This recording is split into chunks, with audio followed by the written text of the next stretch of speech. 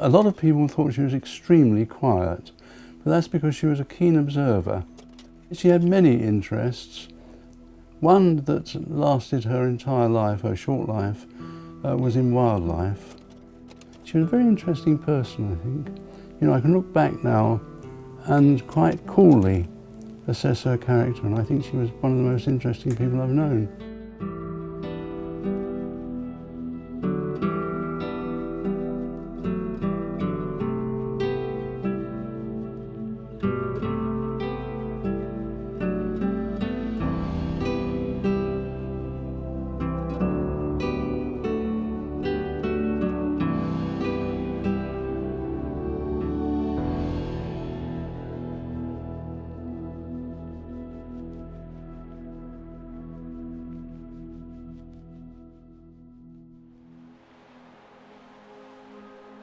May the 12th, 1980. The sky today a dazzling blue perhaps. I put apples in my bag and set off over Beachy Head. The cliffs were superb, the sun striking their white sheer sides all the way to the deep green sea. When you think of a diary, you think of something quite different from what she was actually producing. These were her writings, and some days she wrote very amusingly about what had happened that day.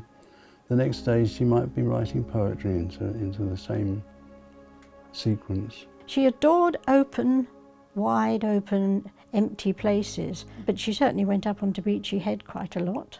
And she walked over to Cookmere Haven, and she walked the other way. She did long walks on her own.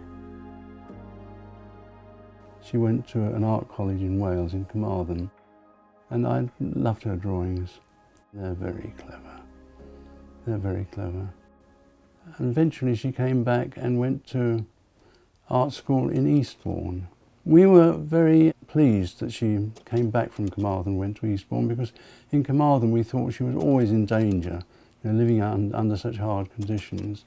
And Eastbourne is such a peaceable place. Nothing could go wrong in Eastbourne, except it did.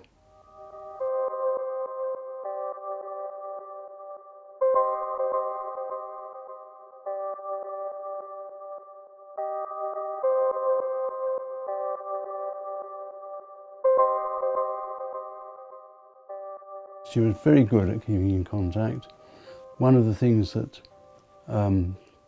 made us realise that there was something badly wrong was when she failed to turn up to meet her friends. She had a pen friend from Australia who was staying with us so that she could meet Jessie, and she didn't come. And that was really where it all starts. She came home, I suppose, perhaps every 3 or 4 weeks she came home. But I think it was the Wednesday evening she rang and said that she'd be home on Friday. May the 11th, 1980. Oh, what beautiful weather. The same as yesterday, superb. Clear, clean blue skies, east wind, blue-grey wavy sea. It goes to your head. Walk down to the seafront hearing bits of brass band music in chunks of the wind, all the way along the side streets in the yellow-white sunshine. Went to the phone box right by the bandstand and rang Mum. Mum could hardly hear me over the sound of the band playing. I came home Friday night, I'd been to a class, and I suddenly said, it's 9:30, Jessie's late. And then it got to 10:30, and then I thought the last train's gone.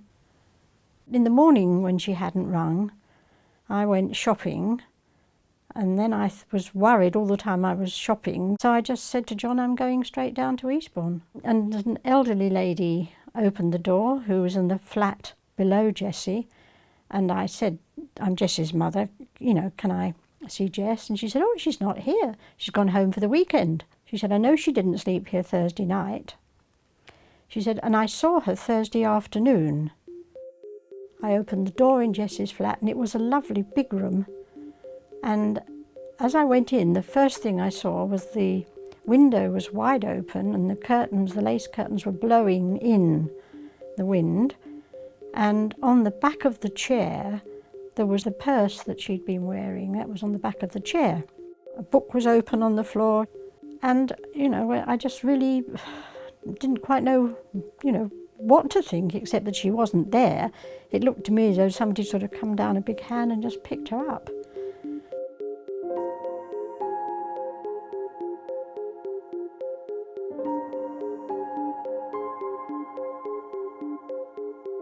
There was a direct effect on me. I used to follow women. I don't know why I didn't get hit by a man or arrested, but I used to follow. I'd see somebody in a crowd and think, that's her, because it was possible that she had just disappeared. And I'd follow that woman, and then I'd stand in front of her before I knew, oh, it's not her. We did some incredibly peculiar things, like, you know, people would ring you up, sort of psychics and spiritualist people. One of them in particular rang and said that she's coming through this particular motorway on a Friday night at about tea time with a commercial traveller. Well, it sounded extraordinary, but we went and stood on the motorway and watched every red car go by. It never goes away completely, you know, but for the first 9 years, the first thing that was in my mind when I woke up every day was Jessie.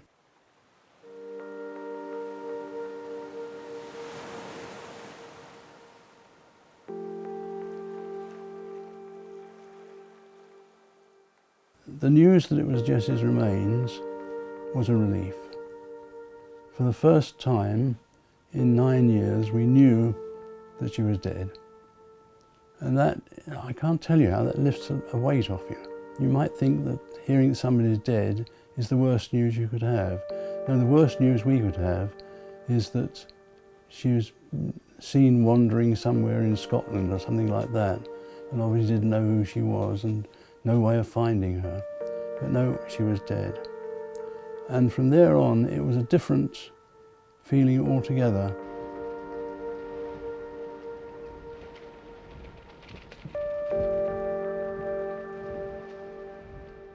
This man and a child had been playing with a kite, and the kite had pulled out of the child's hand, floated away, and landed on top of one of these thickets.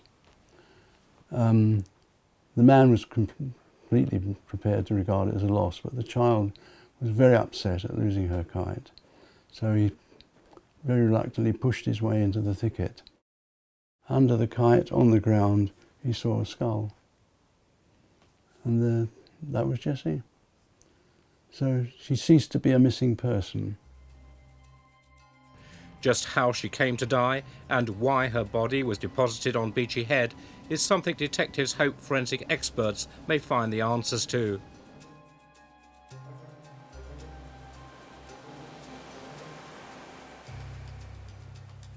The indication is very clearly that this was a murder, and the reason being is that naked, hidden in undergrowth, and hand-tied by Jessie's own bra. But astonishingly, and it is quite astonishing, that at that point, 9 years after her disappearance, even with that information, the police did not record that as murder.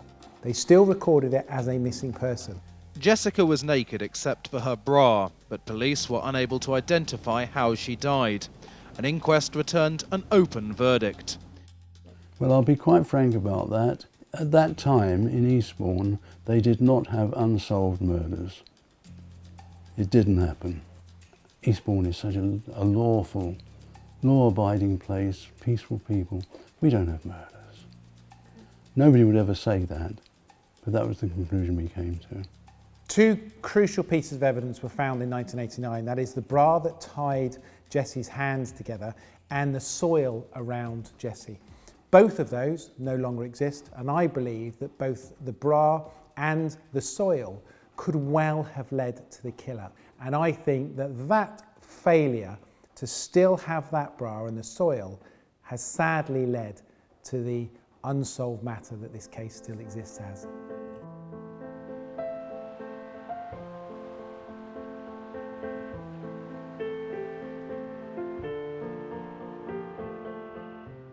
I think we just had a phone call to say that they were looking into cold cases and they thought this is one that should have been looked at. I think there was a little bit of a feeling that it had never been called a murder, and I think perhaps they thought it should have been. Investigative techniques, particularly in DNA, have improved enormously since 1989. Police also say they'll be examining other murders from the same period, which have been resolved recently. The problem is that you have 1989 when the body was recovered, skeletal remains. That stage it was still a missing person. An inquest was held with an open verdict.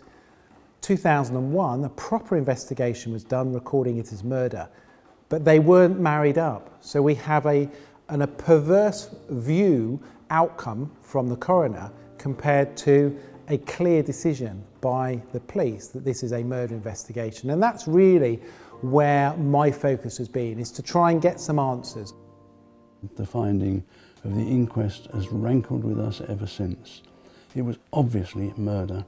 There was no way of accounting for the way her remains were found that involved a reasonable explanation other than murder. John's been doing quite a lot of family history, and you get all the death certificates out and you'll see them for the different parts, and you think Jessie's is going to be wrong, and somebody's going to look at it one day and say, well, what happened? What does it mean? Why does it say that? So it got to be really, really important to change it. And it's got more important, funnily enough, as it's gone on.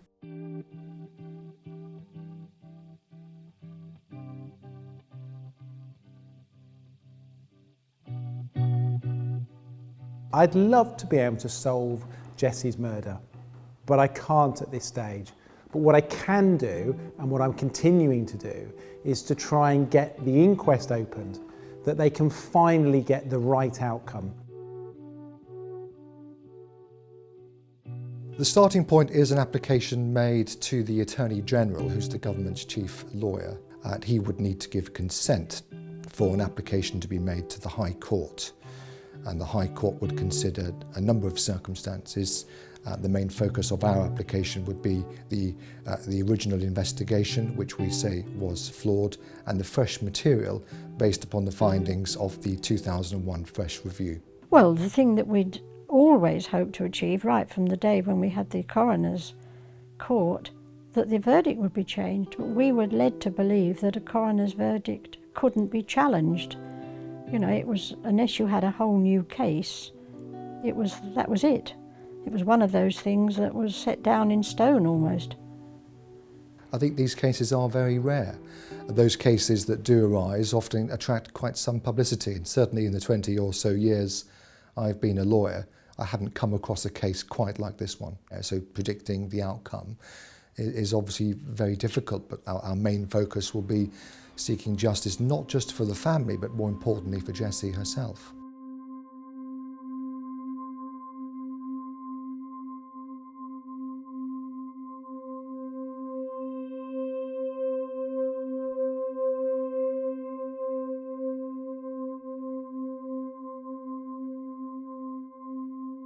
Today, the judge told the 62-year-old he was unfit to live in human society. He'll serve at least 30 years. When I initially looked in terms of Peter Tobin as being an offender, one of the cases that jumped out was a case of Louise Kay, who is a young girl who is missing. And when we looked in the locality as potential other victims of Peter Tobin, knowing that he's a serial offender, what we identified was the case of Jessie Earl. But there is strong evidence to suggest, because of the manner in which Peter Tobin commits his crimes, they are likely to be other victims.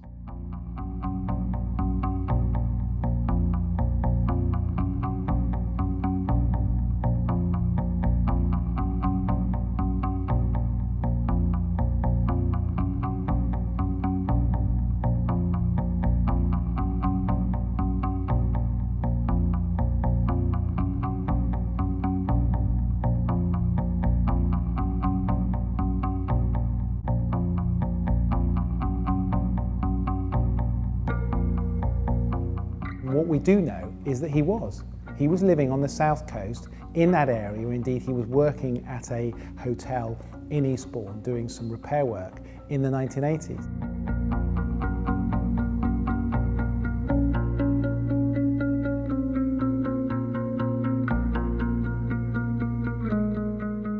And it's the manner in which her body is found which would suggest that Peter Tobin has something to do with it. We have Jessie Earl's body found tied, and we know from the previous cases that Peter Tobin would tie his victims.